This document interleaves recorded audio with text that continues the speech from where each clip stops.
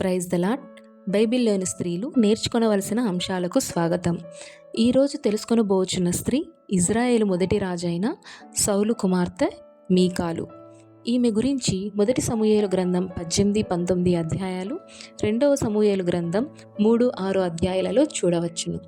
సౌలు కుమార్తె అయిన మీకాలు దావీదును ప్రేమించిన వ్యక్తిగా చూస్తున్నాము.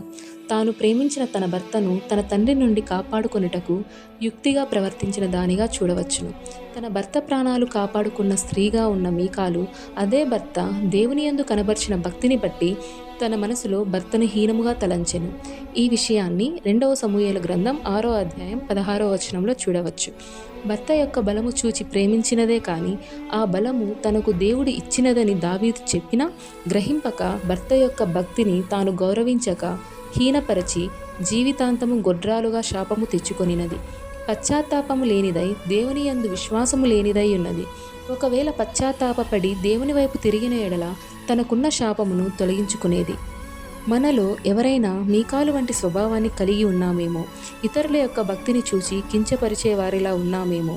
కావున పరిశీలన చేసుకొని మీకాలు వంటి స్వభావాన్ని విడిచి గౌరవము, భక్తి, విశ్వాసము కలిగి జీవించుదుముగాక. ఆమెన్. Praise the lord.